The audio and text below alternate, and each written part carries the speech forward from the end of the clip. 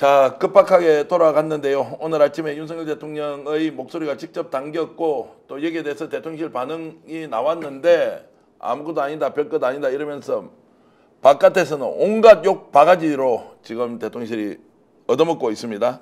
자, 먼저 민주당에서 기자회견했던 윤석열 대통령 녹취 먼저 들어보시겠습니다.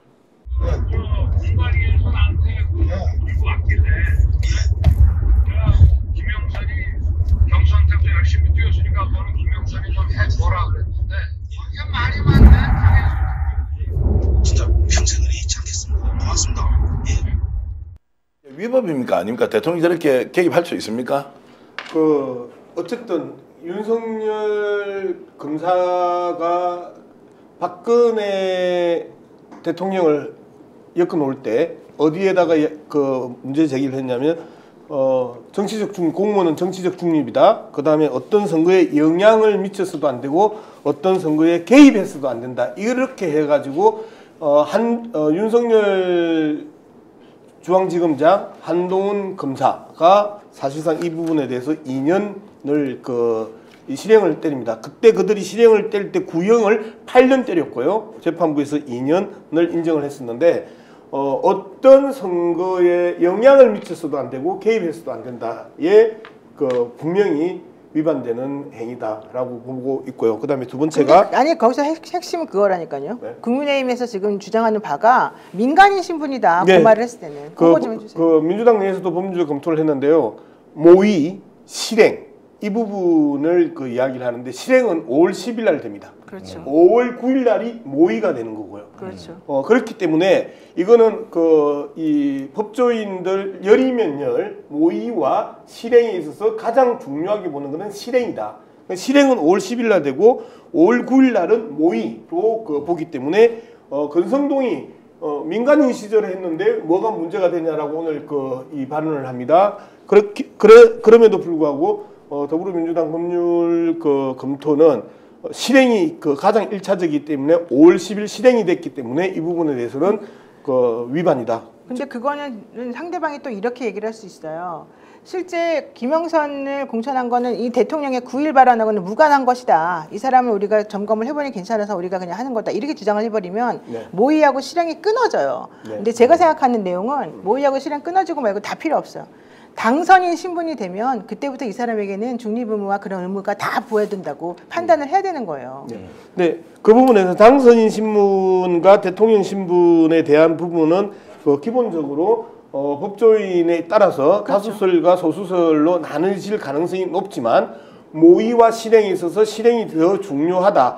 그리고 모의에 증거가 있으면 실행과 직접적인 연결이 되기 때문에 이 부분에서는 법률 위반이 분명하다라는 게 더불어민주당 법이 이 사안을 접한 게 한 10여일 전입니다. 그리고 10여일 동안 팩트체크와 법률 검토를 해왔었고 어제 최종적으로 파일을 받아서 오늘 급하게 이 내용을 발표했던 부분은 충분히 법률적 검토와 팩트체크가 끝났기 때문에 가능했다라고 이야기를 하고 있습니다. 오늘 민주당에서 나왔으니 좀 물어보겠습니다. 자, 저걸 열흘쯤 전에 그 내용을 알았고 네. 자료는 어젯밤에 받았다. 아니 정확하게 이야기하면 열흘 전에는 이 구체적인 오늘 저 발언들에 대한 내용들은 다 알고 있었고요. 그리고 이제 결정적으로 윤석열 대통령의 목소리가 나오는 녹취 파일은 어제 밤에 받았습니다. 어젯밤에 받았다. 그래서 내용을 충분히 알고 있었기 때문에 구체적으로 내용을 토시 하나까지 다 알고 있었기 때문에 이게 팩트체크와 법률적 검토가 동시에 들어갈 수 있었던 것입니다. 김종대 전 의원이 알고 계신 내용도 이야기하죠. 민주당 그러면 저거 하나가 끝입니까? 내일 또 한 개 더 나오면 2개가 끝인가요? 어떻습니까? 글쎄 스픽스에서 가장 정통하게 알고 계신 내용인데 이 사건의 뿌리는 우리 노영희 변호사나 정계환 평론가가 다 가장 초기부터 어떤 개척자적인 취재를 해오셨고 그래서 지금 다 알고 계시다시피 수백 개의 파일이 민주당으로 현재 넘어가 있다는 거 이거는 분명히 이제 여기서는 다 우리는 기정사실로 알고 있는 내용이고 또 강혜경 씨를 통해서 넘어간 파일 이런 부분에다가 스픽스가 또 제3의 인물까지 취재를 했기 때문에 지금 민주당에서는 이걸 앞으로 추후 분석 과정을 거쳐가지고 또 국민의힘이나 용산의 대응 그 방향을 다 보고서 이후에 계속 풀어놓지 않을까 예상이 됩니다. 오늘 아침에 민주당에서 저렇게 이제 그 발표한 내용을 보니까 실제 저도 모르는 내용이었고요. 이게 이제 루트가 공익 제보자가 나오고 난 뒤에 여러 루트가 생긴 것 같아요. 저는 이제 강희경 씨나 또 강희경 씨 아주 가까운 주변 인물로부터 얘기를 들었던 것이 있었지만 오늘 민주당은 전혀 다른 노임에서 아시죠? 이게 국민의힘 쪽에 몸을 담았던 사람이 준 거 아닙니까? 네, 그렇게 봐야 안 돼요? 그래야 되죠, 사실. 예. 근데 왜 그런 결심을 해서 그걸 넘겼을까? 그러니까 강혜경 씨나 뭐 김태호 소장이나 우리가 그동안 얘기했던 그분들은 이런 결심을 하게 된 게 이해가 되지 않습니까? 그런데 이 제보자, 사실 이제 민주당에서 이 공익제보위원회에서 이분을 보호하느라고 또 이 분이 누구인지 발설되지 않게 하려고 되게 노력을 많이 하고 있는데 어쨌든 이분은 본인을 밝히는 걸 꺼려하면서도 용감하게 지금 이제 나섰잖아요. 이분이 제출한 자료는 강혜경 씨가 가지고 있는 자료랑 또 다른 자료란 네. 말이에요. 이런 것들이 다 합쳐지게 되면 정말 엄청난 파괴력을 가지고 있는 건데 그분이 왜 그런 결심을 했을까? 게다가 이분들 전부 다 창원, 의창 이쪽에 있는 사람들이에요. 네. 대통령을 가장 끈끈하게 밀어주고 있는 절대 바뀌지 않을 것 같은 지지 세력들이란 말이에요. 사실은 이분들이 왜 이렇게 지금 하고 있는가를 사실을 다 알아야 됩니다. 왜 그렇다고 생각하세요? 그러니까 이제 뭐 둘 중에 하나겠죠. 하나는 이제 정권이 이미 무너져 내려가고 있다 네. 얘기해서 공익적인 제보를 해서 확실하게 국민들에게 진실을 밝히겠다 하나가 있을 거고요. 그렇죠. 두 번째는 뭐 아예 아웃사이더가 되어서 이 정권하고 이제 함께 갈 만한 사유가 없다. 그리고 더 이상 나도 지금 당한 거 갚아주겠다. 이제 이런 의사. 오늘 그 명태균 대표가 이런 이야기 했지 않습니까? 방송에서 네. 자신을 수행하던 자신이 고용한 운전사 있죠. 그렇게 말을 하는 바람에 그 운전했던 화났어요. 분이 엄청 화났어요. 완전 화가 나가지고요. 고용을 했으면 월급을 줘야 되는데 진짜 심한 이야기.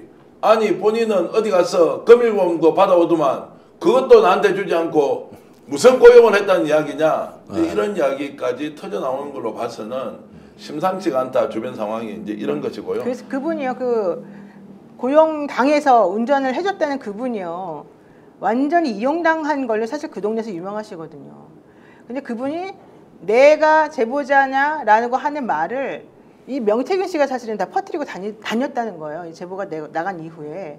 그래가지고 너무 화가 나 있는 상태인데 거기서 지금 말씀하신 것처럼 그런 말을 들으니까 아니 나한테 돈 한 푼 제대로 주지도 않고 나를 그렇게 이용해 먹어놓고 무슨 짓이냐 이래서 화가 많이 났었잖아요. 근데 그런 마음을 저는 지금 이 제보자, 진짜 제보자, 예. 그분도 저는 갖고 있을 거라고 생각해요. 자, 그래서 지금 조금 전에 언급했던 그 고용된 분이 제보한 게 아닌 건 확실해요. 맞아요. 예, 그분은 이분도 뭘 가지고 있어요. 그 맞아요. 부분에 대해서는 좀 그 정돈하고 갈 예. 필요가 있습니다. 첫 번째, 오늘 그 오전에 튼 녹취를 보면 차가 달리는 소리가 계속 들려요. 그래서 차 안에서의 녹취다라고 이제 그 많은 사람들이 체크를 했고, 네. 그 다음에 이제 명태균이 바로 즉각적으로 고용이라는 표현을 하면서 운전기사가 이 제보자라고 이제 이야기가 된 거예요. 그런데 실제적으로 우리 당의 이 문제를 다루고 있는 노종면 의원, 이걸 갖다 좀 간단하게 이야기하면 가장 먼저 제보를 박찬대 원내대표가 받습니다.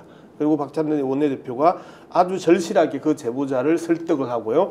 그리고 나서 실무적으로 노종면 의원이 이걸 받습니다. 그래서 우리 당 내에서는 어젯밤까지 박찬대 원내대표와 노종면 의원 두 사람밖에 몰랐었어요. 그리고 노종면 의원이 이 부분에 대해서 그 팩트 체크와 법률적 이 검토들을 이제 계속 해 나오는 과정이었는데 오늘 제가 이 방송을 운영이 하다가 지금 나왔거든요. 네. 오늘 인권위를 하고 그다음에 이제 국회 사무처 운영을 하다가 이 방송을 나왔는데 노종면 의원한테 마지막으로 물어봤어요. 이거 운전기사 맞습니까? 안 맞습니까? 라고 이제 물어봤어요. 그랬더니 분명하게 말씀드립니다. 운전을 해주신 분 아닙니다. 이제 이렇게 노종면 의원이 명확하게 이야기를 했습니다. 자, 운전기사가 아니면 녹음도 운전기사가 안 한 것인지 녹음은 했는데 민주당에 전달한 사람이 운전기사가 아닌지는 자 중요하지는 않습니다. 어쨌든 그 경로는 계속 추적되고 있고 이런 유사한 녹음 내용은 다른 데도 있다. 이제 이런 말씀 드리고요. 네. 오늘 아침에 윤석열 대통령 목소리가 직접 담긴 그 내용에 대해서 공익제보 1호 강혜경 국장, 2호 김태열 소장이 본인의 소감을 얘기했는데요. 먼저 강혜경 공익제보자의 얘기를 들어보겠습니다. 정말 너무 감사하고 약간 소름 끼칠 정도로 제가 말했던 게 진실로 드러나는 증거라 약간 너무 진짜 눈물부터 났었습니다.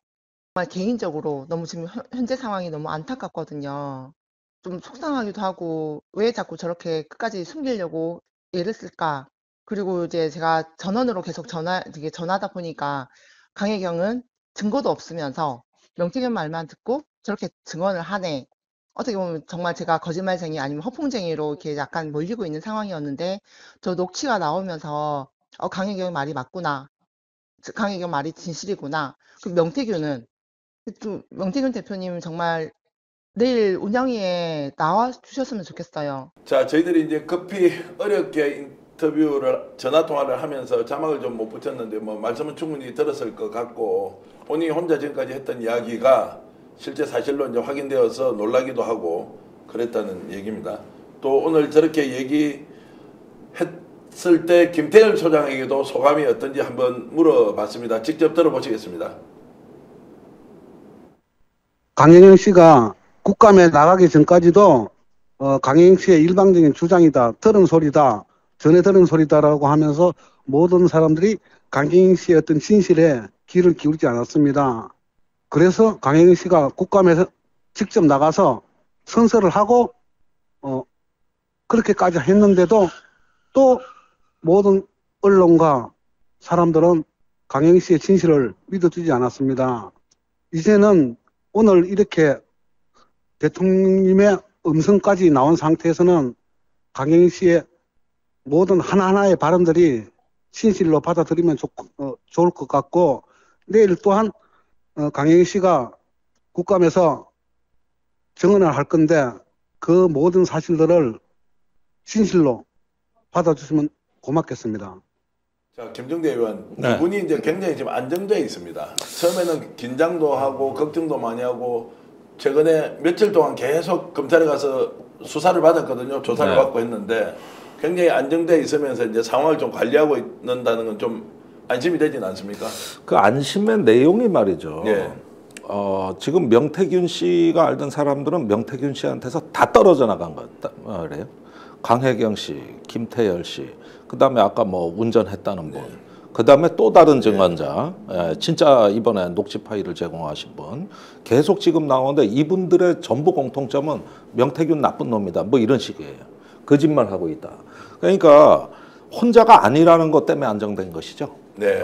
나 혼자만 이 생각이 아니라 강혜경 씨 말이 내 말이고 그 말이 녹취로 확인된다는 데 대한 어떤 이 연대감이 생긴 거고 그러다 보니까 이제 오히려 고립된 거는 명태균 씨 하나입니다. 네. 지금 어떻게 보면 과거에 같이 일하고 또 어떤 뭐랄까 이익이 있으면 나누고 원팀이 돼야 되는 그 팀이 전부 반명태균으로 돌아섰단 말이에요. 네.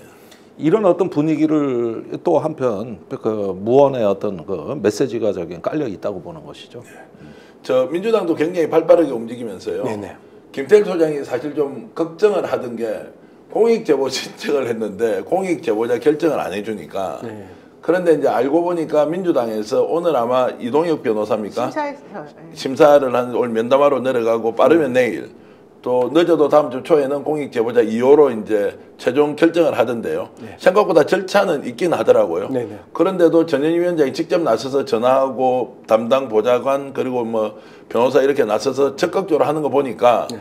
제대로 보호하려는 지금까지 욕대로 먹던 민주당은 완전히 다른 것 같더라고요. 네, 그게 이 더불어민주당 내에서의 직접적인 녹취록이나 증거들을 찾은 것보다 외려 스픽스, 서울의 소리, 뉴스토마토와 같은 언론사에서 이 내용들을 가져왔기 때문에 그 부분에 대한 신뢰의 문제가 일정하게 있었던 것 같습니다. 그런데 사실상 이번에는 원내대표와 그 당 대변인이 동시에 이 문제를 쥐고 달리고 있기 때문에 전체적으로 이 협조와 속도의 문제가 상당히 달라졌다 저는 이제 이렇게 평가하고 있습니다. 저는 보니까 민주당 국회의원들이 이번에 일을 참 잘하시고 예. 체계적으로 하시고 이러다 보니까 국민들이 이제 민주당을 또 더 믿게 되고 신뢰를 하게 되는 것 같아요.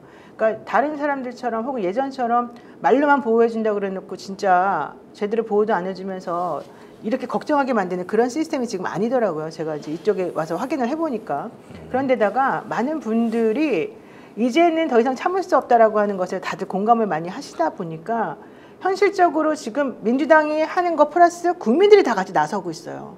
전 이게 지금 이 두 힘의 조합이 결국은 대한민국을 정말 다시 한번 새롭게 만드는 우리에게 하나의 기회를 주는 것 같고, 이 기회를 빌어서 민주당 국회의원님들 너무 고생 많으신데 감사하다 이 말씀 꼭 전하고 싶어요. 와, 정치하면서 처음으로 이런 이야기를. 아니요, 요즘 민주당 의원들이 맞아요. 박박한다 뭐 이런 네. 이야기 국민들로부터 듣고 이번 이 국가만두가 사안에 얼마나 대한 잘했어요. 처리 과정 그리고 공개하고 언론마다 단독으로 이렇게 터뜨리고 하는데, 민주당이 아주 공정하게 언론사별로 그래도 단독이나 이런 것들을 의원들이 또 내보내주기도 하고 기자들이 열심히 취재하면 또 당 차원에서도 맞아요. 주고 이러면서 국민들에게 상당히 이 이슈를 확산시키는데 역할했다 이런 말씀을 그리고 드리고요.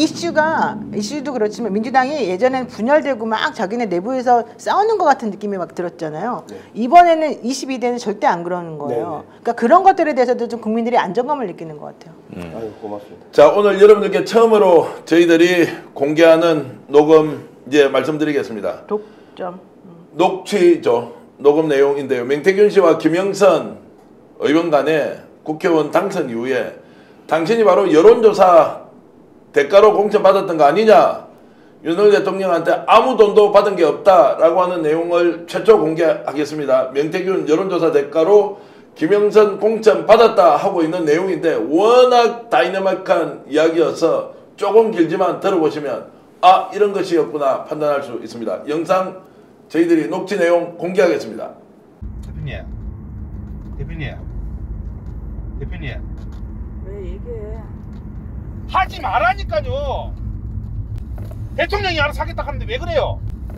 본인이 대통령입니까? 내가 지시받았다 해서 못안 내려갔다 했잖아. 본인이 그러면 김건희한테 얘기했어. 그러면 장난하는 것도 아니고 진짜. 2번이나 전화 왔어요. 2번이나 정리해달라고. 김건희 딱 붙어야 본인이 다음에 육선을 할 거 아닙니까? 시킨 대로 해야. 어디 붙어야 먹고 산다고 내가 얘기해. 내가 그러면 그 앉아갖고 그 저 언론사 해갖고 요리조리 해갖고 예? 언론사 장사해 못 가요. 예? 그럼 김건희하고 대통령이 내보면 뭐라 하겠습니까? 장사라는 얘기가 아니야. 하지 마시오. 모르는 건 하지 말라니까요. 안전한 거는 본인이 안전하게 하시오. 제가 본인이 왜 판단합니까? 오야가 위에서 쏘락하면 쏘야지. 본인이 오야입니까? 본인 그 김건희한테 가서 김건희한테 뭘 말이라도 똑바로 해요. 김건희가 권력을 쥐고 있잖아요. 권력진 사람이 오다를 내리는데 본인이 왜 잡소리 합니까? 하지 말라는 게 아니잖아. 본인 거 다 윤석열이랑 오늘 전화해서 윤석열이 뭐라 할줄 압니까 나한테? 시키면 왜 시킨 대로 안 합니까 자꾸? 본인 생각이 왜 필요해요? 이렇게 답답하게 정치를 진짜. 누가 오다를 준단 말입니까 오야가?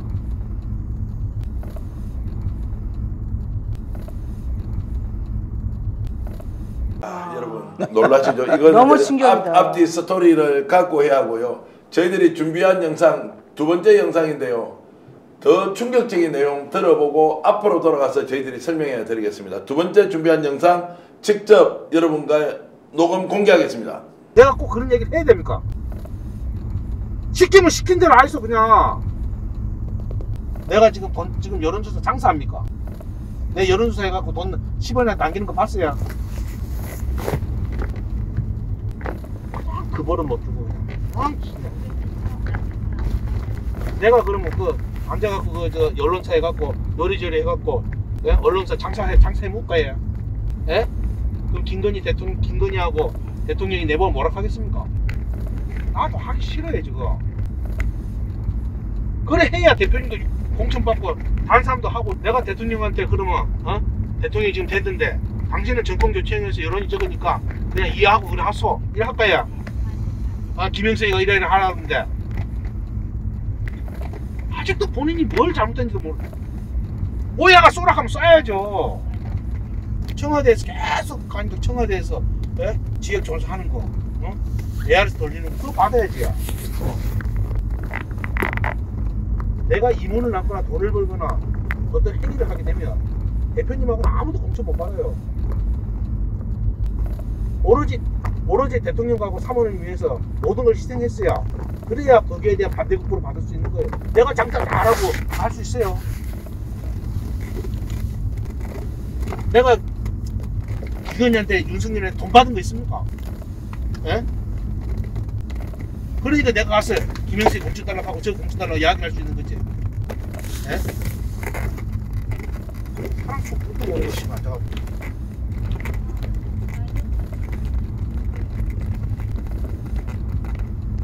서울에 좀 사무실에 언론사 누가 그 사람을 쓰고 누가 그걸 운영한단 말이야.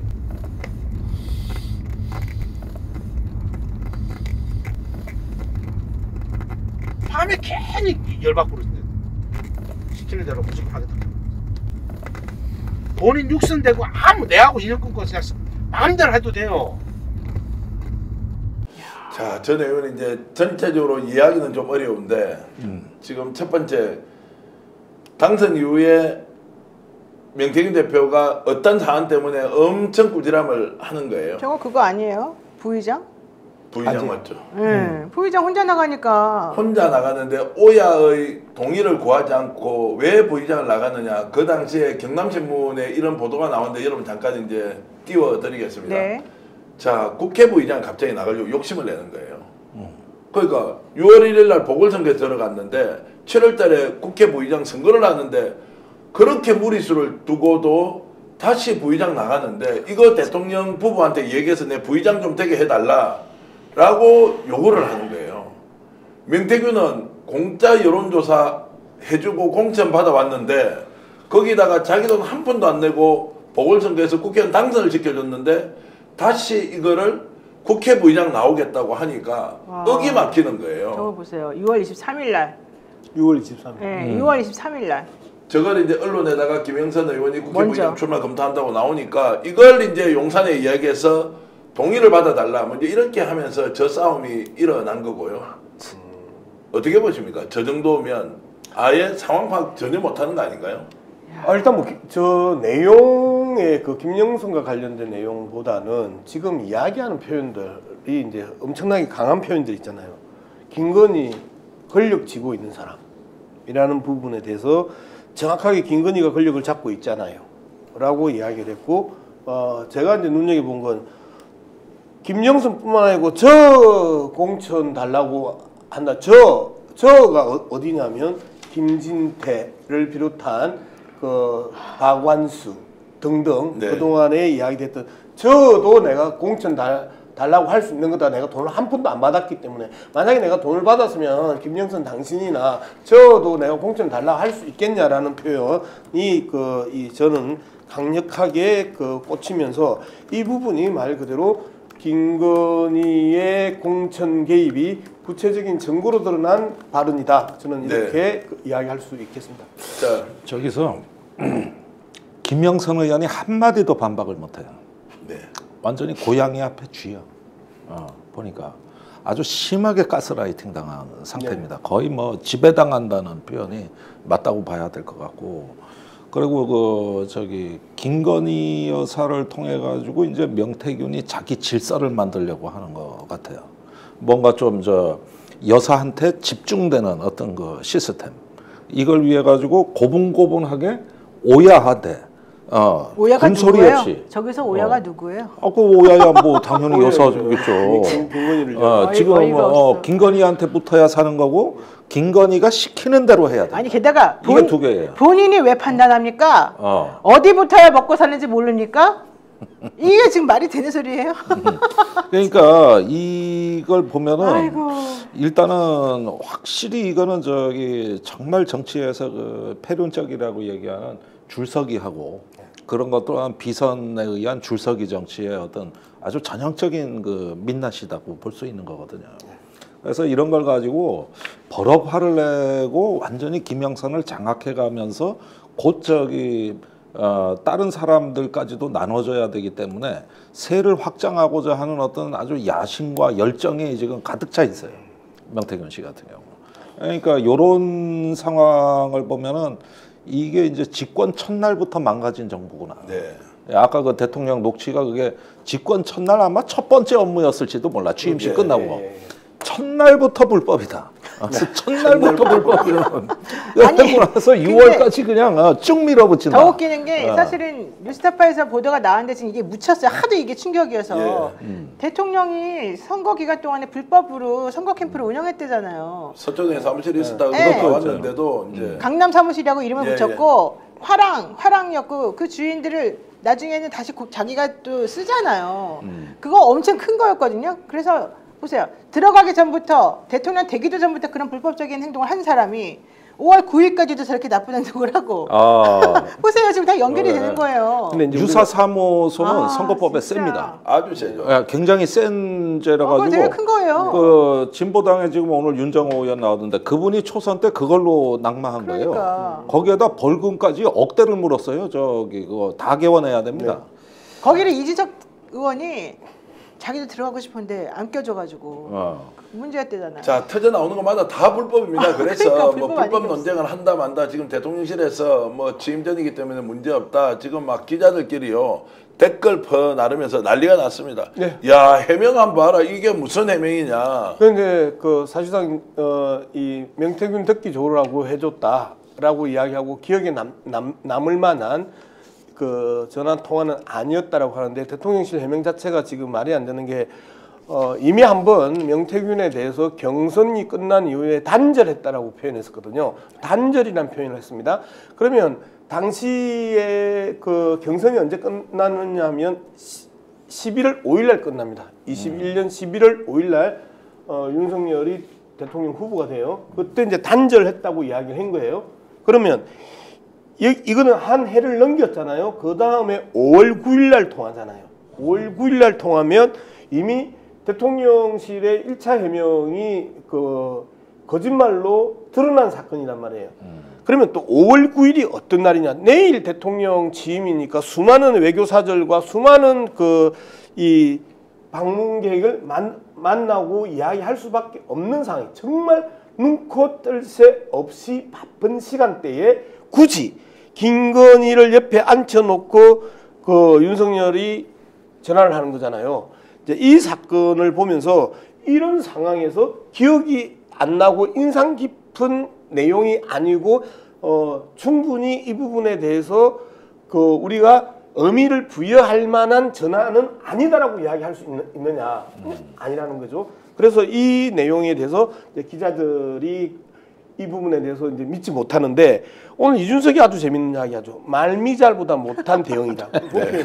말미잘보다 못한 대응이다. 저는 엔간하면 말미잘이라는 단어는 너무 세서 안 써요. 네. 아메바보다 못한 그 대응이라고 주로 쓰는데 이준석은 아메바보다 더 강한 말미잘보다 못한 대응이라고 이렇게 때리면서 어디서 지금 이준석 파리를 하냐라고 강하게 지금 반발을 하는 거죠.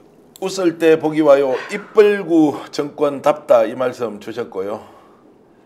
야, 너네 둘은 무슨 사이냐 이런 말씀 이현희님 지금 무려 7,200분이 들어와 있고 오늘은 특별히 노영희 TV와 함께 방송하고 있는데요. 여러분 정말로 충격적인 내용이 하도 매일 자주 터져서 저희들이 오늘 급히 만들었던 저 자막도 처음 듣는 것인지 아니면 며칠 전에 들어본 건지 구분이 안 된다는 건 많은데 오늘 저희들이 직접 단독으로 보도한 내용이니까요. 안심하고 최초로 들어주시면 좋겠습니다. 뜨끈뜨끈합니다. 아 이거를 지금 이거를 정계환 대표가 이 특종을 가지고 왔어요, 여러분. 이거 진짜 대단하지 않습니까? 아니요, 뭐 그렇게 할 건 아니 아니고요. 그런데 자 요거 한 가지만요. 예. 저 지금 녹취 파일은 누군가의 휴대폰 아닙니까? 그렇습니다. 예. 그러면 저 통화한 당사자는 2명인데 예. 그 두 사람이 자기 녹취 파일을 줬을 리는 없고 이게 어떻게 된 거죠? 운전기사가 이제 있었겠죠. 아니요. 이제 이 부분에 대해서 제가 좀 말씀을 드릴 수 있는데 네. 이게 이제 블랙박스가 자동 녹음 기능을 가지고 있어요. 그래서 아마도 그 이 전문가들이 평가할 때는 블랙박스가 자동 녹음 기능을 가지고 있고 나중에 이 사건이 터지면서 그 블랙박스를 열어본 거예요.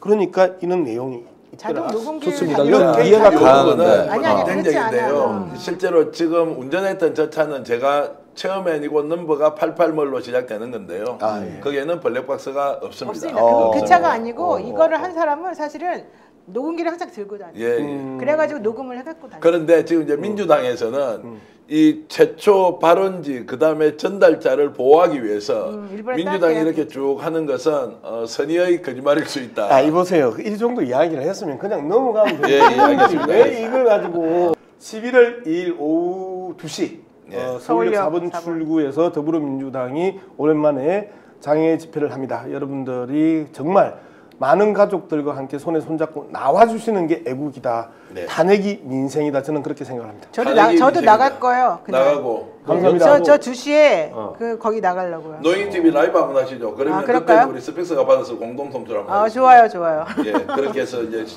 이번 토요일입니다. 오후 2시에 광화문이 아닙니다. 서울역 4번 출구에서 민주당 집중 촛불 대회. 예, 촛불대고 그 아마 이제 대열이 남대문까지 이어지는 그 대열의 장소가 준비되어 있는데 아마 엄청난 인파가 몰려들 것이다라고 기대를 하고 있던데요. 자, 그날 여러분들 시간 되시는 분들 국민의 목소리를 서울역 광장 주변에서 한번 알려주시길 바라겠습니다. 저도 한 개 살짝 또 숟가락 하나 얹으면 안 될까요? 예. 그날 안산 가불병 양석 김현 박예철이 지역위원장으로 있는 안산가불병 민주당 체육대회를 오전 9시에 시작을 합니다. 그리고 1시에 버스를 타고 서울역으로 올 예정입니다. 9시에 어디서 합니까? 안산은? 안산 시민 여러분들 많이 와주십시오. 장소가 어디서? 거기까지는 하려고 하지 마세요. 알겠습니다. 장소는 알려주지 않는데 어쨌든 안산에서 행사하는데 이런 사적 광고는 앞으로 받지 않겠습니다. 적당히 하세요. 예. 자, 그래서 지금 윤석열 대통령 부부의 허락을 받아야만 출마할 수 있다. 당신은 어디에? 국회 부의장에 김영선 의원에게 하는 얘기가 있는데요. 이 내용 여러분 직접 한번 들어보시겠습니다. 사람들이 국회 부의장 나가느냐 물어보면 그거는 고민하고 있다. 그 정도만 얘기해야 돼. 네네네. 왜냐면 안 나간다 하면은 당신 왜 나가서 우리 지역 발전을 위해서 왜 일할 생각을 안 해? 네. 그러니까 항상 고민하고 있다. 그 선만 얘기해야 되지. 네네. 그래야 자꾸 이름이 이제 부의장급에 이름이 올라가요. 근데 거기서 나간다는 말을 하면 죽어. 네네네네. 또 언제 나가야 돼? 언제? 저는 김영선은 네네. 대통령하고 사모에 오다가 있어야 나가. 그 사람은 대통령이 만든 거잖아. 네네, 그렇죠. 그래서 내 말 명심하겠다. 그 국회 부의장 얘기하면 고민 중이다. 네네. 항상 그렇게만 표현하고 네. 절대 나가거나 행동하는 거는 대통령이나 사모님 오다가 없으면 나가면 안 돼. 알겠습니다. 네. 그거 꼭 명심해갖고 이야기를 해줘야 돼. 안 그러면 김영선이 작살난대.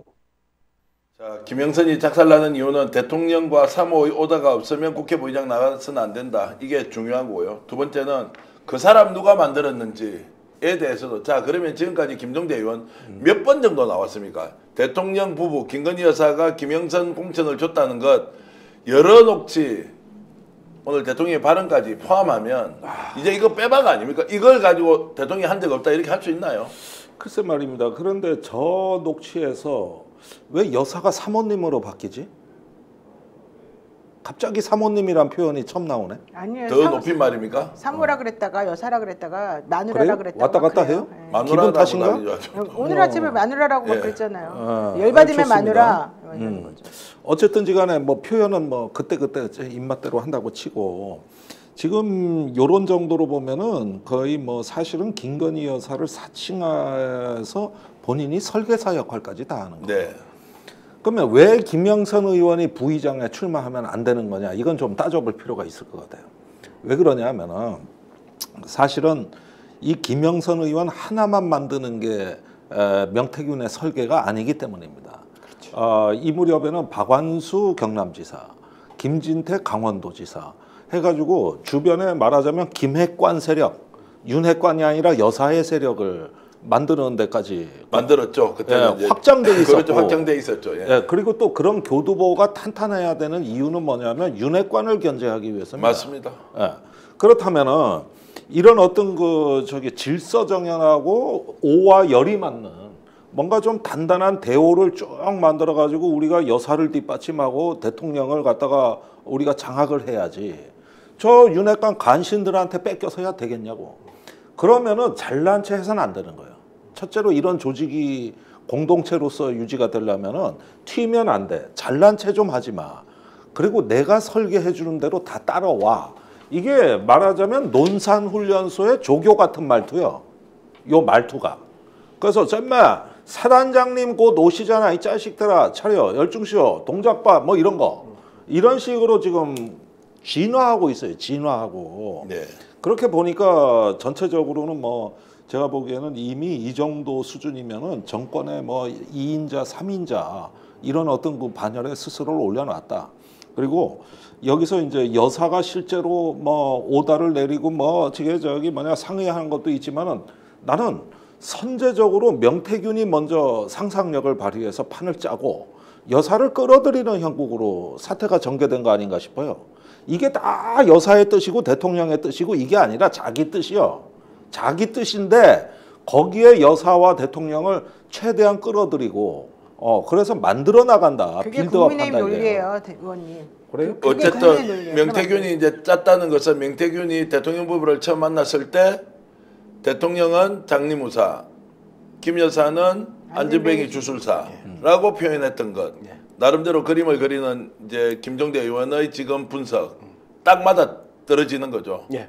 어쨌든 강혜경 씨가 이제 장림무사 안전뱅이 주술사라는 이야기를 김건희 만나서 했다라고 이제 이야기를 했었어요. 그런데 여기에 대해서도 이제 강혜경 씨가 상당히 공격을 받았어요. 들은 이야기를 가지고 그 허풍 뜬다라고 공격을 받으면서 언제 그런 말을 했냐라고 이제 계속 공격을 받았는데 실제 그와 관련된 명태균이 하는 그 녹취가 곧 공개될 예정입니다. 이제 명태균의 목소리로 장리무사 안전뱅이 주술사라고 했던 게 나오고 우리 방송에는 최초로 이제 김태일 소장이 얘기를 했고 강혜경 공익제보자가 국회 가서 이제 발언을 하면서 당신 들어본 적 있나 했는데 그건 뉴스 스픽스가 최초 보도를 했어요. 네. 17일 날 녹화해서 19일 날 방송한 게 그 내용이에요.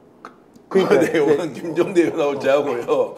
안전뱅이 주술사 장리무사 이제 이 얘기를 했는데 어찌됐든 그래요. 그 딴 데 가서 터뜨리면 어떡해요. 아니 난 녹화인데 라이브로 착각해서 그래가지고 거기만 대박 터졌잖아요. 지금은 라이브 아니에요? 지금은 라이브인데 그 당시에 저희들이 이제 취득하는 정보 중에서 단어가 하도 특이하니까요. 어떻게 그래 장리무사 안전뱅이 주술사 이런 말을 쓸 수 있고 그리고 조상의 공동으로 태어난 분이라고 김건희 여사가 명태균 대표를 처음 만났을 때 얘기를 하느냐. 여기에 대해서 명태균 대표는 절대로 지금 부정하거나 부인하고 있지 않습니다. 어찌됐든 국회 부의장 출마와 관련돼서는 윤석열 대통령 취임 이후의 일입니다. 그때도 국정에 개입을 했다는 것인데요. 여러분 2022년 7월 1일 날 오마이뉴스에서 보도했던 내용 윤석열 대통령이 마드리드 나토 정상회담에 갔다 와서 서울공항으로 돌아올 때 이준석이 거기 나가가지고 돌아오는 그러니까 환영이라고 그래야 됩니까? 마중이 아니고 이제 영접하는 그 자리에 나오지 않습니까? 공항 간 이준석 웃음 띤 윤석열 깜짝 회동 가능성 솔솔. 저때 농협에서 어떤 일이 있었습니까? 당에서 쫓아내려고 추출하려고 그랬었죠. 추출하려고 그래서 사건이 벌어졌다 그렇게 하면서 당에서 추출하려고 엄청 갈등이 심했을 텐데. 저때 갑자기 이준석 대표가 공항에 마중을 나가가지고 맞습니다. 분위기가 갑자기 화해 모드로 가는 거 아니냐. 그래서 많은 사람들이 질문했죠. 그런데 그것을 읽어볼 수 있는 명태균의 발언이 있습니다. 이것도 여러분께 최초로 공개하는데요. 명태균이 저 일이 있기 전에 하루 전 또는 이틀 후 어떤 발언을 했는지 직접 들어보시겠습니다. 이준석이 오늘 그 공항에 어저께 안 나가겠다는 거를 어제 다 대충 오늘 나갔잖아. 몰래 나갔지. 들어가고 오늘 했는데 준석이 정리하러 서울 가고 있어요. 김정일 위원장 만나기로 돼 있고. 네네. 사모님은 시차 때문에 만날 수가 있겠나? 하여튼 정리하고 서울 가고 있어요. 자, 조금 해석을 해드릴까요? 아니, 한 번 더 들어보시겠습니까? 그게 좋겠어요. 자, 한 번만 더 들어보겠습니다. 조금 전에 했던 거 우리 자막을 못 만들어서 죄송한데요. 한 번만 더 들어보겠습니다. 아니, 이준석이 오늘 그 공항에 어저께 안 나가겠다는 거를 어제 다 대통령을 나갔잖아. 몰래 나갔지. 그래갖고 오늘 했는데 준석이 정리하러 서울 가고 있어요. 김정일 위원장 만나기로 돼 있고. 아, 네네. 예, 사모님은 뭐 시차 때문에 뭐 만날 수가 있겠나? 하여튼 뭐 정리하고 서울 가고 있어요. 사모님이야 시차 때문에 만날 수가 있겠나? 자, 시차 때문에 만날 수 있겠느냐 이 말이고요. 자, 조금 전에 이제 우리가 오마이뉴스 기사로 봤지만 이준석이 저기 나갔던 것은 이준석을 설득해서 윤석열 대통령을 만나러 나가라라고 했고 김종인 위원장도 만나러 간다. 이 말은 뭡니까? 깊숙하게 개입되어 있다는 거예요. 대통령과 이준석의 갈등을 풀어주려고 중간에 메신저 역할을 하고 있다는 거 아닙니까? 이 정도면 국정 운영을 설계했거나 기획했거나 중요한 사안에 직접 명태균 대표가 참여했다. 이렇게 볼 수 있는 거 아닌가요? 아니 그러니까 이준석 의원이 자백했잖아요. 명태균 씨와 김건희 여사는 말동무다. 그 얘기를 했어요. 이준석 의원이. 그거 말동무가 얼마나 센 걸로. 말동무가 얼마나 친한 관계예요. 문고리가 최고인데. 우리도 말동무가 아니야. 우리도. 근데 김건희 여사와 명태균 씨는 말동무라고 얘기를 할 정도로 그러면서 자기가 갈등이 있을 때 항상 명태균 씨가 메시지를 전달하는 메신저 역할을 대통령하고 했다. 저런 얘기를 하면서 모든 문제를 사실은 명태균 씨가 해결해 줄 수 있다고 생각을 했던 것 같아요. 그러면 여기서 이제 이 명태균 발언이 한 개씩 나올 때마다 파편이 계속 튀는데요. 김종인이 명태균을 처음 이야기했었을 때 허풍쟁이라고 이야기를 했었어요. 그런데 실제 이렇게 김종인을 만나러 가고 있는 명태균, 그리고 명태균이 이야기했던 정치적 아버지, 그리고 정치적 아버지의 장례식, 이런 것까지 계속해서 SNS에 이제 터뜨렸었잖아요. 이런 측면에서 보면 김종인도 이번에 완전히 허풍쟁이, 거짓말쟁이, 분리하면 꼬리 자르는 사람으로 변했고, 그다음에 오늘 대통령실에서 갑자기 윤상현, 이준석을 한테 또 뒤집어 씌웠어요. 그때 당 대표는 이준석이고 공천관리위원장은 윤상현이다 하고 이제 윤상현한테 던지니까 이준석은 말미잘 같은 대형이라고 이제 이야기를 했고, 윤상현은 100% 간 적 없다. 간 적 없다. 그다음에 또 이 명태균이 바로 사무가 나한테 바로 전화 왔더라라고 했는데 전화 받은 적도 없다고. 윤상현은 완전히 뱉잖아 라고 지금 들어놓았단 말이에요. 이런 측면에서 보면 우리가 중요하게 볼 게 있는 그대로 액면 그대로 보는 하나의 내용과 또 다른 하나는 그렇게 해서 계속해서 다른 사람들한테 파편이 튀고 파편이 튀는 과정에 있어서 그 전에 명태균을 평가했던 사람들, 이 사람들이 그대로 다 드러나는 과정이다. 그렇기 때문에 처음에 명태균의 사건이 터지자마자 초기에 명태균을 진압하려고 했던 많은 사람들의 노력들이 숲으로 들어가고 명태균을 숨기고 싶었던 사람들이 다 이제 문제가 생겼는데, 여기서 한 가지만 더, 오늘 김재원 국힘당 최고위원이 명태균이 이제 강력하게 공격을 하잖아요. 그리고 나서 한 2, 3일 이 꼬랑지를 내리잖아요. 그때 김재원한테 몇몇 사람이 전화를 했더라는 거 아니에요. 싸우지 마라, 자극하지 마라 라고 했는데, 알고 보니 명태균이 깠던 23명 중에 그 사람들의 명단이 있더라. 오늘 오전에 김어준 공장에 나와서 김재원이 했던 이야기예요.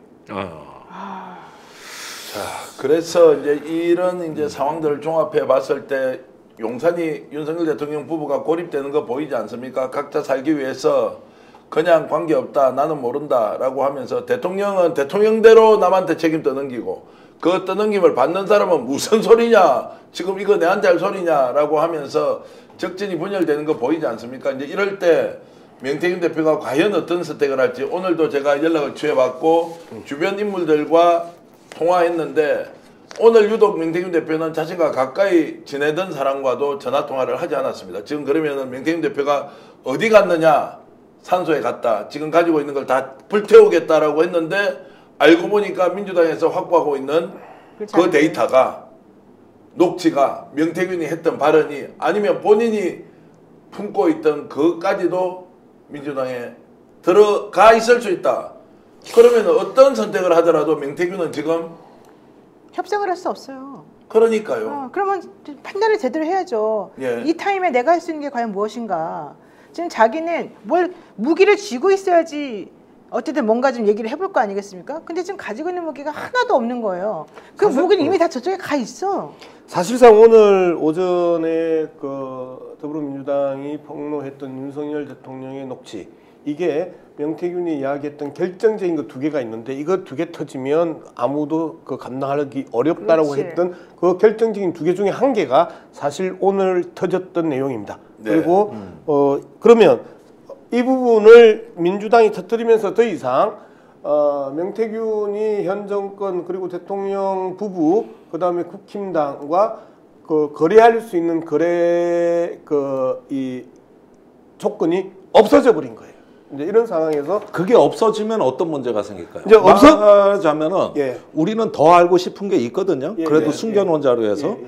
그러면 이런 자료가 일단 유실될 위험이 있어 보이고 예, 예. 두 번째 명태균 씨는 이제 검찰이 맘 놓고 조지는 국면으로 예. 이렇게 갈 가능성이 있고 예. 몇 가지 좀 문제가 생길 것 같은 느낌이 듭니다. 문제가 생길 수 있다고 이제 보는데요. 아까도 그 정계현 대표가 계속 이야기하는 것처럼 지금 그 더불어민주당이 가지고 있는 다른 루트로 확보된 이 증거들이 월요일 날 또 하나 큰 게 나옵니다. 자, 그러면 내일 국회 운영위에서도 일부 나오고 다음 주 월요일 날 뭔가 큰 게 나온다. 그러니까 국회 운영위에서는 그 이제 오늘 예. 터졌던 것들을 중심으로 해서 이제 나오는데요. 이 부분에 대해서는 국회 운영위원회 규칙 또는 관행을 하나 이야기를 해드려야 되는데 국회 운영위원회에서는 방송이나 언론에 나오지 않은 새로운 녹취물을 국회 운영위에서 틀 수가 없는 게 그동안의 관행이었다고 합니다. 그렇기 때문에 오늘 그 더불어민주당이 크게 오늘 세 개를 미리 하는 거죠.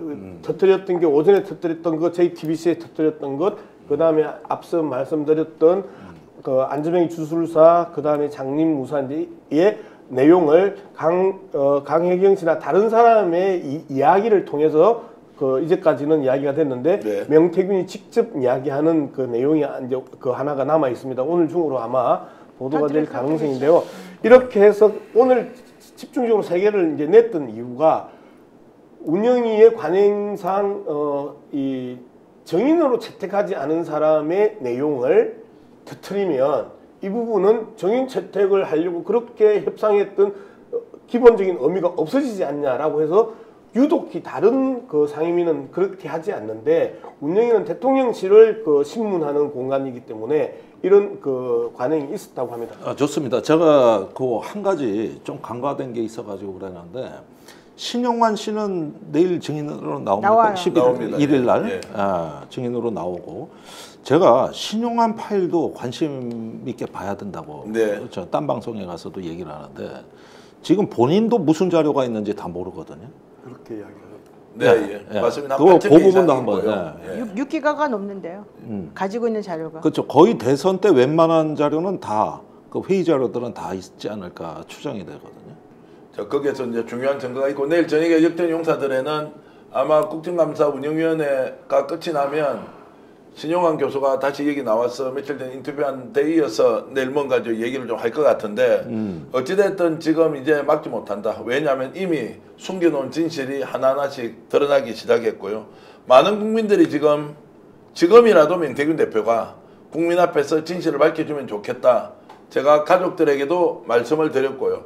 가장 친한 지인, 지금 뭐 강혜경 그리고 김태열 소장과 척을 지고는 있지만 이런저런 인연을 명태균 대표와 연결하는 분한테도 얘기를 했고 제가 진심을 전하기도 하고 정말 저를 믿고 손을 잡고 국민 앞에 진실을 한번 밝혀보자라고 했는데 이것이 참 순진한 생각인지 모르겠습니다만 진심을 다하여 지금 설득을 하고 있다는 말씀드리고요. 오늘 제가 강혜경 씨하고 인터뷰를 잠시 하면서 정말로 명태균 대표에게 이런 말을 전하고 싶다. 본인이 내일 오후 2시에 국회 운영위에 강혜경 공익제보자가 나오는데요. 이런 얘기 꼭 국민들 앞에서 명태균 대표에게 전해줬으면 좋겠다는 내용이 있는데 여러분 직접 한번 들어보시겠습니다. 운영위에 내일 꼭 출석 하셔가지고 제가 내일 오후에 나갑니다. 같이 나와주세요. 나와주셔가지고 진실 꼭 밝혀주시고요. 잘못된 건 잘못했다고 얘기를 해주시면 정말 고맙겠습니다. 명태균 대표님을 위해서, 그리고 명태균 대표님 가족들도 제가 다 알잖아요. 가족부터 살리셔야죠. 정말 저 너무 속상합니다. 꼭 제발 나와주세요. 제 목소리 들리는지 모르겠지만 가족을 먼저 생각하시고요. 내일 운영에 나와주세요. 꼭.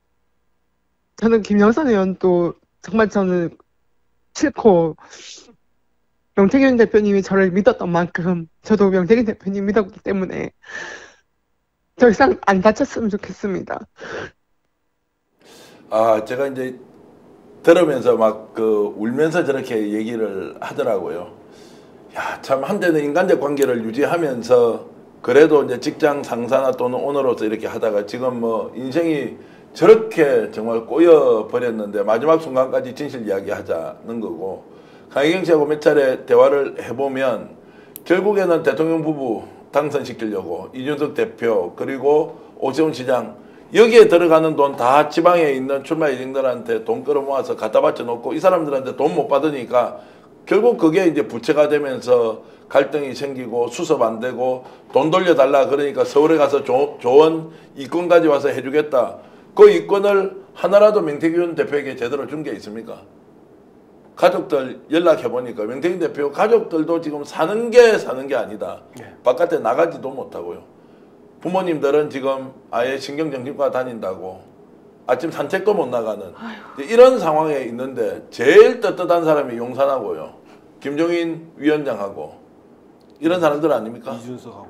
뭐 이준석 대표는 한때 제가 진짜로 좋아했던 정치인이어서 요즘 정말로 이런저런 행보에 좀 안타까운 마음이 거지없는데 저는 좀 절절한 호소를 김종대 의원님, 명태균 대표 좀 들어야 안 됩니까? 예, 결국은 또 약하디 약한 어떤 개인의 존재가 드러나는데 이건 한강 소설에서 나타나는 어떤 메시지하고 비슷하게 느껴지고, 또 한국 정치는 항상 시작은 희극이지만 말로는 비극인데 이거는 아주 저 섹스피어 4대 비극에 비견되는 진짜 비극적 장면이다.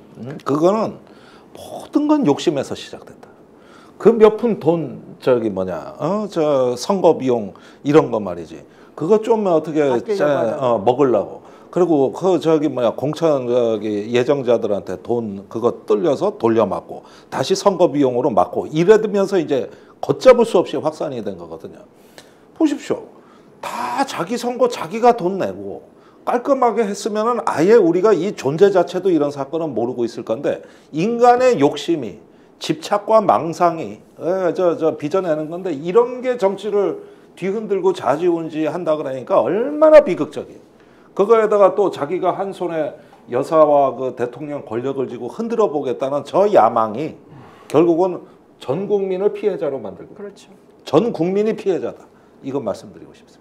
강혜경 씨 방금 말씀했던 게 좀 가슴 아픈 게 내가 가족들 잘 알잖아요. 가족들은 살리셔야죠라고 이야기하는 이 표현과 함께 대표님 더 이상 안 다쳤으면 좋겠습니다. 라고 하는 게 이제 대표에 대한 연민의 정이 아주 진하게 묻어 나오면서 흐느끼는 모습이 나왔는데요. 지금 상황에서 명태균 씨가 내일 운영위에 나와서 증언을 할 수도 있습니다.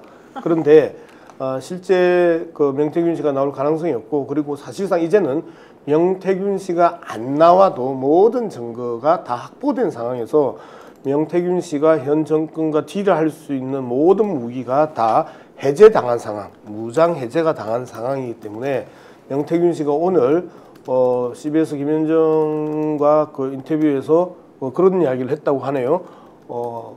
아버지 묘소에 가가지고 증거 자료를 확 싹 불태우겠다라고 했는데 파묘해라라고 거침없이 이야기했던 명태균 씨의 기본적인 입지는 더 없습니다. 그걸 싹 불태우든 말든 이미 많은 증거 자료들이 상당 부분의 증인들이 확보하고 있는 상황이기 때문에 명태균 씨가 혹여 지금 이 방송을 보고 있으면 강혜경 씨의 저 간곡한 인간적인 호소에 대해서 귀 기울이시고 연락을 주시면 저희들이 빠르게 조치하도록 하겠습니다.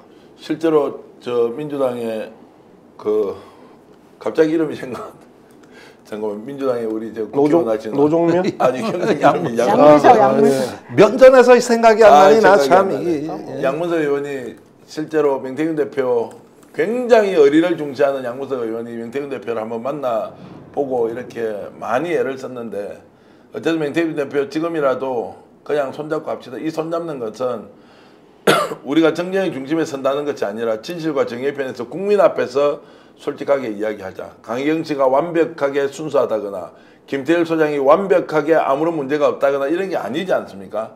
공모를 했던 동참을 했던 회계장부에서 내 손이 들어간 뭔가 작업이 있었던 완벽하게 깨끗하기 때문에 우리 공익 제보하자는 거 아니고요. 내가 흠결이 좀 있긴 하지만 이것이 거대한 권력의 계획에 의해서 누군가의 욕심과 욕망에 의해서 내가 억울하게 당한 것이 있다면 그것을 공익 제보의 의미로 우리가 생각하면서 내일 나올 수 있는 거 아닙니까? 내일 나오기가 어렵다면 다시 저희들하고 손잡고 민주당이 아니라고 하더라도 많은 시민단체가 있고 저희 같은 사람이 있습니다. 오늘 제가 명태균 대표하고 아주 가까운 분한테 처음에는 저한테 굉장히 좀 적극적으로 공격적으로 얘기를 했지만 제가 말씀을 다 드렸죠. 저는 양아치도 아니고요. 그리고 이게 방송을 팔아먹는 그냥 낡은 달도 아니고요. 그리고 윗선자도 아니니까 진짜 그런지 아닌지 생각해보고 무엇이 진실이었는지 이 정권이 어떤 일을 벌였는지 악행을 벌였는지 이거 국민들한테 알려주는 것 그거 평소에 명태균 대표가 강조하는 애국 아니냐고 그게 나라를 살리는 길 아니었냐고 그렇게 당하고도 이 사람들 때문에 감옥에 가서 얼마나 살지도 모르는데 왜 그런 선택을 하느냐 꼭 좀 전해달라고 이렇게 말씀을 드렸는데 어쨌든 강혜경 씨가 오늘 명태균 대표에게 했던 호소 한 번만 더 들어보겠습니다.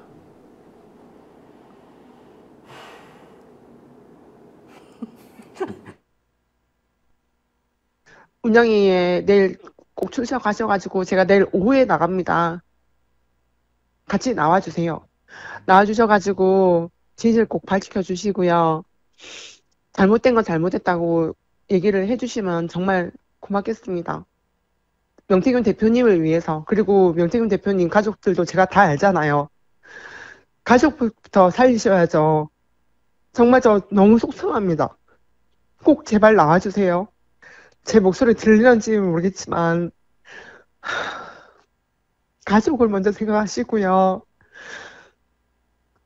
내일 운영에 나와주세요. 꼭. 저는 김영선 의원도 정말 저는 싫고 명태균 대표님이 저를 믿었던 만큼 저도 명태균 대표님 믿었기 때문에 더 이상 안 다쳤으면 좋겠습니다.